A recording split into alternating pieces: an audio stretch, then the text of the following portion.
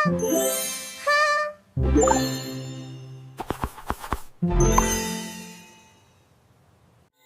वाली चुड़ैल। एक गांव के पास ही में एक कुआं था। उस कुएं के पास कोई भी नहीं जाता था।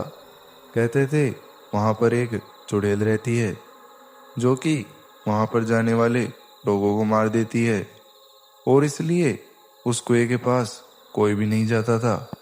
और उस कुएं के पास से जाने वाला व्यक्ति डरा हुआ रहता था कि कहीं चुड़ैल उसे मार ना दे।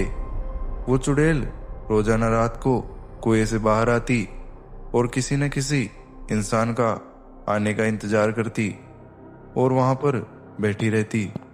कभी कोई व्यक्ति जिसको कि उस कुएं के बारे में पता नहीं रहता था कि वहां पर चुड़ैल रहती है, वो वहां से निकलता, लेकिन उसके बाद वो कभी भी वापस नहीं आते थे। पास ही में रहने वाले गांव वाले उस कुएं वाली चुड़ैल को लेकर परेशान थे और एक एक करके गांव को छोड़कर जाने लगे थे।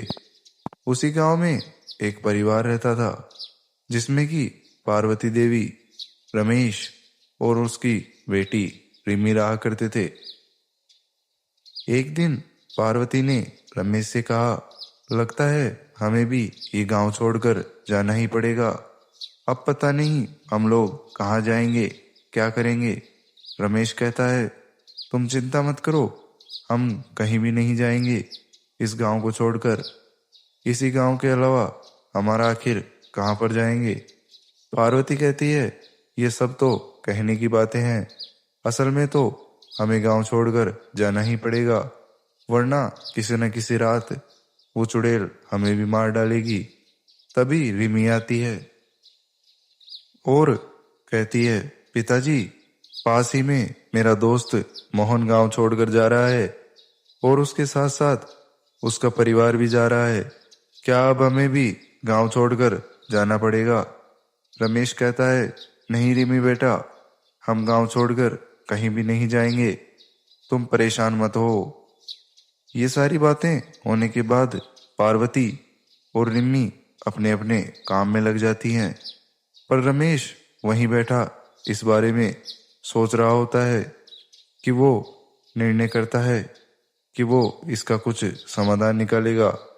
रमेश दूसरे दिन गांव के मुखिया के पास जाता है उससे मिलने, और मुखिया हरिराम को अपने मन की बेचैनी की सारी बातें बताता है।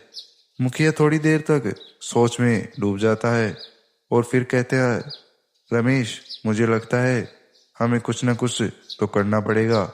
इस चुड़ैल के खिलाफ हमें जरूर कोई समाधान ढूंढना होगा।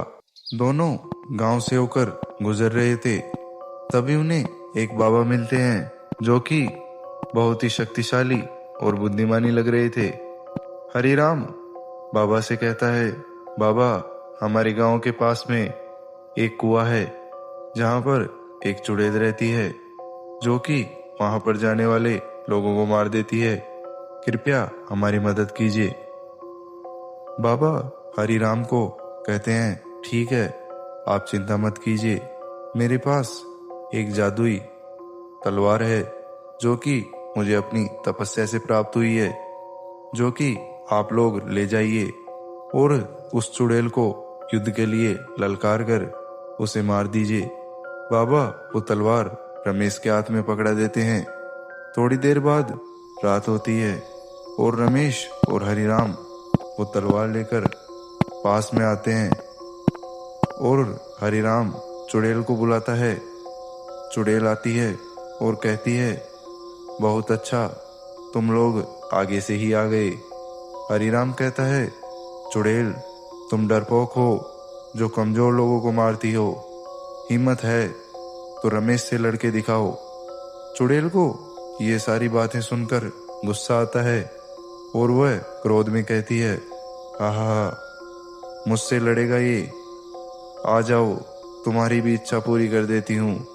चुड़ैल के हाथ में तलवार आती है और हरिराम पीछे की ओर आता है और दोनों में कई देर तक तलवारों से भीषण युद्ध चलता है।